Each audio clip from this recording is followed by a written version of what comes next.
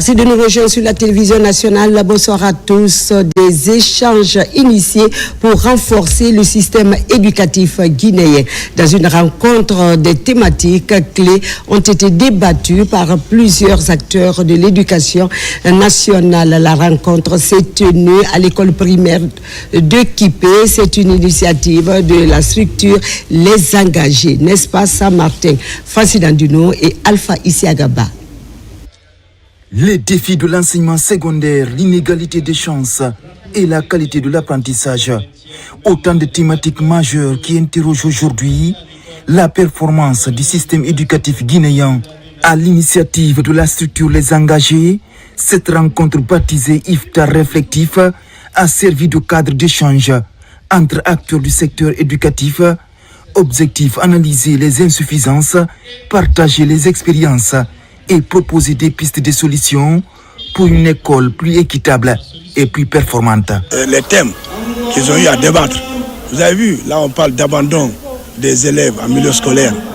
C'est des thèmes très importants que nous devons beaucoup débattre au niveau de nos établissements, au niveau du système éducatif et en plus particulièrement au sein du gouvernement. Ici, enseignants, encadrants et responsables éducatifs ont passé en revue les principales problématiques qui freinent le développement de ce secteur stratégique. L'objectif est clair. L'objectif était d'organiser un iftar réflectif, d'inviter donc des personnes et des personnalités de toutes les strates de la société à venir discuter sur 3 thématiques clés. Nous avons notamment parlé principalement aujourd'hui de l'éducation. On se dit au niveau des engagés qu'il est du devoir de chaque citoyen de venir proposer des solutions sur la thématique éducative en Guinée afin donc de permettre à toutes les couches sociales de s'exprimer donc sur la question de l'éducation pour enfin permettre aux engagés de produire un livre blanc que nous allons ensuite proposer aux autorités compétentes. Les initiateurs de l'IFTA réflectif entendent pérenniser ce cadre de concertation. D'autres rencontres de réflexion et de débat autour des enjeux de l'éducation nationale sont d'ores et déjà annoncés. De Kipé à Kolabougné dans la préfecture de Boké, les jeunes filles peuvent désormais apprendre à court et s'offrir un métier. Le consortium SMB Waining vient de construire un centre moderne équipé d'une quarantaine de machines à coudre pour les habitants, un geste qui réjouit l'Union des couturiers de la zone et les autorités locales.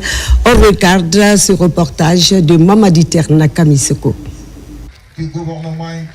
Dans les localités minières, l'alternance la plus crédible face à la déscolarisation croissante des jeunes filles reste l'apprentissage d'un métier.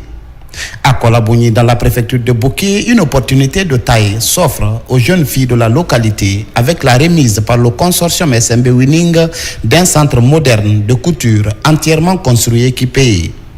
Doté d'une quarantaine de machines à coudre, le centre offre désormais un cadre adéquat d'apprentissage dans la zone minière. On fait ce projet-là, c'est spécialement pour les femmes, les filles qui peuvent avoir la chance pour gagner un boulot. Et aussi, ça c'est, on dit que le centre de formation fait la formation ici et dans l'avenir pour travailler n'importe où. Donc c'est un projet durable. La commune réitère son engagement en restant ouverte au dialogue et à la résolution pacifique des problèmes quotidiens de nos communautés et les sociétés minières.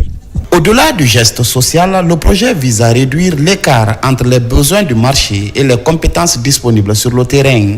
L'Union des couturiers de Kolabougny et les autorités appellent déjà les jeunes filles à saisir cette opportunité pour bâtir leur avenir. On a eu quand même à parler avec les communautés pour dire que franchement, pour respecter la responsabilité sociétale, ce n'est pas une question qu'on met la pression. Mais s'ils le font, c'est par rapport à leur volonté. Et cette volonté qui est venue d'eux-mêmes, ils veulent vraiment que ça soit non seulement pérennisé entre eux, mais qu'il soit accompagné non seulement par les communautés. Aujourd'hui, nous avons déjà à l'intérieur au moins 40 machines qui est déjà fait avec les tabourets, les bureaux, tout ce qui est non seulement de matériel qui peut permettre aujourd'hui aux jeunes filles de quitter dans la rue et venir se faire former, cela se trouve dedans. Le conseil sage ont été donnés pour dire qu'aujourd'hui, c'est vraiment de mettre de sérieux. À travers cette initiative, le consortium confirme ainsi son rôle d'acteur économique engagé dans la transformation sociale des communautés impactées par les activités minières. Tout autre chose terna, la traite des êtres humains continue de faire des victimes. Mercredi dernier, à Pamlap, l'Office de protection du genre de l'enfance et des mœurs au Progem a procédé à la remise officielle d'une jeune fille aux autorités sierra-léonaises âgée d'une vingtaine d'années. La victime poursuivait ses études au Nigeria lorsqu'elle a été enlevée par une dame. N'est-ce pas, colonel Mouri?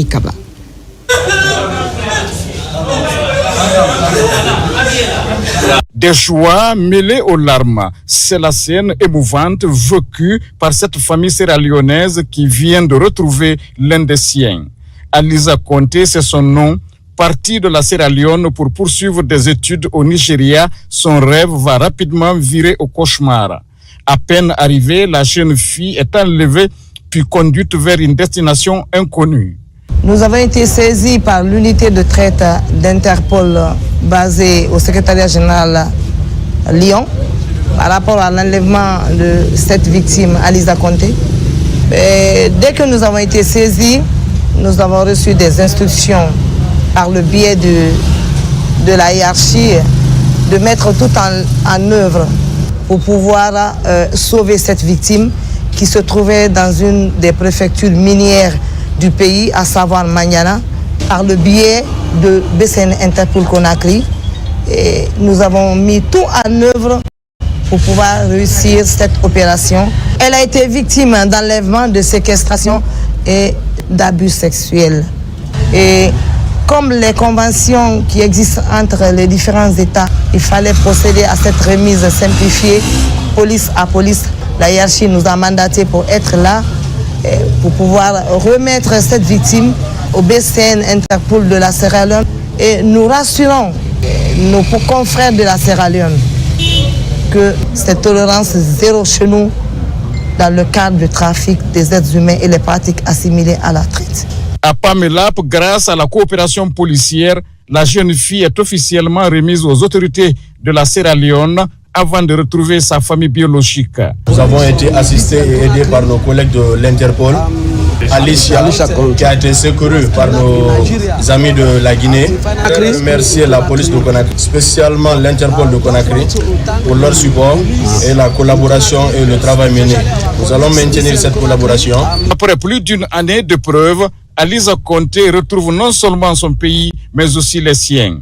Une issue heureuse rendue possible grâce à l'unité de traite du secrétariat général d'Interpol de Lyon qui a saisi le bureau central d'Interpol Guinée et l'unité spécialisée qu'est le Progem a procédé au démantèlement du réseau dans une cité minière de Mandiana pour sauver la victime. Pendant ce temps, le ministère de l'élevage offre aux éleveurs de la filière bétail-viande dans les régions administratives des compléments d'aliments pour les petits ruminants. Ce programme dénommé Opération Tabaski consiste à augmenter la quantité de petits ruminants sur le marché et à réduire leur prix en prévision de la fête de la Tabaski. On regarde ce reportage de Noumousso Yakiti. Cette année, le ministère de l'élevage met en place une initiative pour répondre à la forte demande à moutons et autres ruminants pendant les festivités. Après un appel à manifestation et une évaluation, 55 éleveurs de la filière bétail-viande ayant 2 ou 3 ans d'expérience ont été sélectionnés dans 17 préfectures pour recevoir des compléments alimentaires dans le but d'assurer une abondance de ruminants de qualité sur le marché, notamment pendant la fête de Tabaski prochaine. Nous avons élaboré une convention qui nous lie avec le bénéficiaire ayant reçu l'appui du ministère qui s'engage à livrer sur le marché des petits ruminants de qualité et à un prix raisonnable que nous allons fixer en commun accord. Nous avons décidé de mettre à disposition de ces éleveurs sélectionnés environ 200 tonnes d'aliments complets et des pierres léchées et quelques outils permettant d'avoir un environnement sain et de l'alimentation pour élever ces moutons pendant 3 mois. Un convoi de camions transportant des intrants alimentaires pour l'engraissement des moutons vient de quitter la capitale pour se rendre à l'intérieur du pays. Le ministère de l'Élevage compte pérenniser cette action.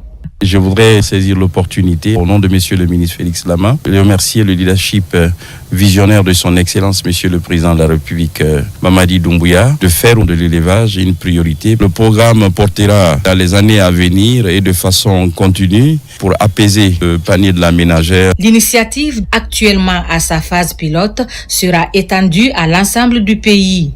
Un engagement des autorités à faire de la sécurité alimentaire une priorité conformément au pilier 1 du programme Simandou 2040.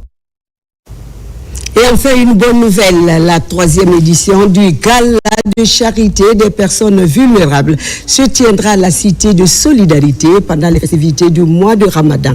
Elle sera organisée par la Fondation Sayon Kamara Taramare, mères et enfants. L'objectif est de soutenir les pensionnaires de la Cité de Solidarité de Taouya dans la commune de Ratoma.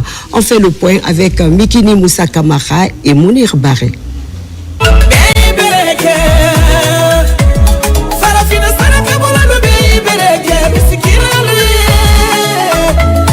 L'artiste Sayon Kamara Taramare pose momentanément le micro pour s'engager dans des actions humanitaires. La diva utilise sa notoriété et sa fortune pour soutenir des actions comme la santé, l'éducation, la justice, la cohésion sociale, le bien-être et l'image de marque de la Cité de Solidarité.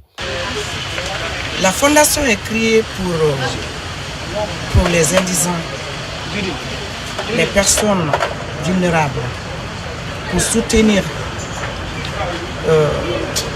les personnes vulnérables dans les situations difficiles. Visionnaire et ambitieuse, l'ambassadrice de l'UNESCO pour la recherche de la paix a créé la fondation Sayon Kamara Taramare, mères et enfants, qui existe depuis 3 ans. Ces actions permettent de lever des fonds et d'attirer l'attention des médias sur des crises souvent oubliées. On attend les bonnes volontés. Ils n'ont qu'à venir comme d'habitude. Parce que moi seul, je ne peux rien faire. Donc, ils n'ont qu'à venir. Ceux qui sont à Conakry, ceux qui sont ailleurs, on vous appelle de venir nous aider. Le gouvernement, ils ont beaucoup fait, mais on a besoin de eux. Parce que c'est grâce à eux aujourd'hui, on est en train de faire des choses là. Jusqu'aujourd'hui, c'est la 3e édition, c'est grâce à eux. Monsieur le président de la République, général Mamadi Doumbouya, avec son gouvernement, on vous appelle, on vous dit merci déjà ce que vous avez fait et on sait que ce n'est pas fini et on vous attend. Depuis plusieurs années, l'épouse de l'arrangeur, la Kra Sissoko, habille plusieurs centaines de pensionnaires de la Cité de Solidarité, livre des concerts gratuits avec un programme chargé comme distribution des cadeaux, prières collectives pendant les festivités du mois de Ramadan et tant d'autres. Bravo à la dame Sayon Kamara, toujours engagée pour la cause des déshérités. Voilà qui met fin à cette édition d'information. La réalisation Mikini Moussa Kamara, sous l'œil vigilant de l'équipe technique du jour. Merci de votre fidélité. Prenez soin de vous et de vos proches, car chaque jour est une vie. Très bonne suite de programme à vous et bonsoir.